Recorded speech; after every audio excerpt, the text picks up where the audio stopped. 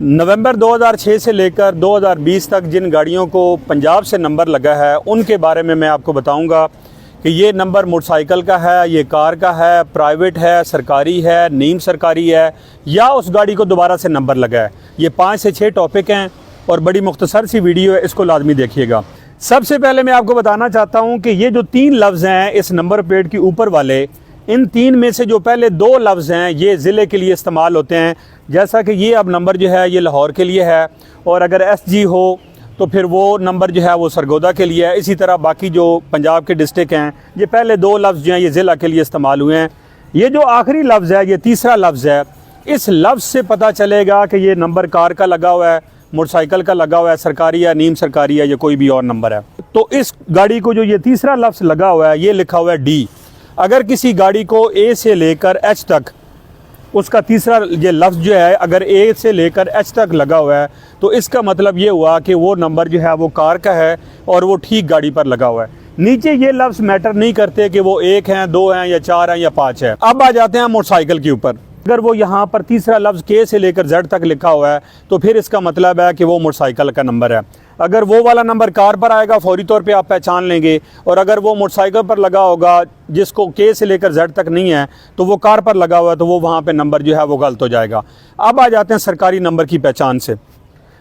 अगर आपकी गाड़ी को नंबर लगा हुआ है नवंबर 2006 से लेकर 2020 तक और उसका ये जो तीसरा लफ्ज़ है ये अगर G है तो फिर कंफर्म वो गाड़ी जो है वो सरकारी है, वो किसी न किसी सरकारी इदारे के नाम पर है। तो फिर उस सूरत हाल में वो अपनी नंबर प्लेट को ग्रीन भी कर सकते हैं।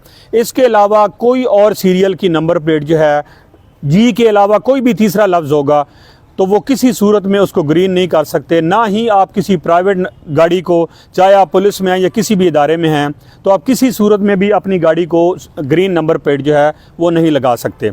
अब जो है नेक्स्ट चलते हैं नीम सरकारी नंबर पर।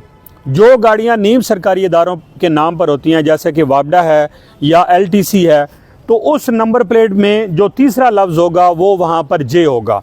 अगर उस गाड़ी के नंबर प्लेट के ऊपर तीसरा जो है ये लफ्ज़ जो है J है तो वो गाड़ी जो है वो किसी नीम सरकारी इदारे का नाम पर है और उसका कलर जो है वो नीला होगा।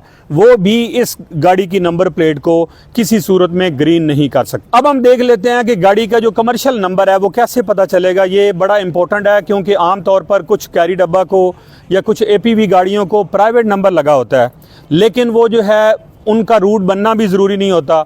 तो इस सूरत हाल में आपको नंबर प्लेट की पहचान होना बड़ी ज़रूरी है। अगर किसी गाड़ी को प्राइवेट नंबर लगा हुआ है तो फिर उस गाड़ी के रूट परमिट की ज़रूरत नहीं होती, उसका रूट परमिट बनना ज़रूरी नहीं होता। अगर वो उसका कमर्शियल इस्तेमाल कर रहा है तो वो इसका इस्तेमाल गलत हो सकता है लेकिन उसको रूट की ज़रूरत नहीं है। तो कैसे पता चलेगा गाड़ी का नंबर प्राइवेट है या कमर्शियल है?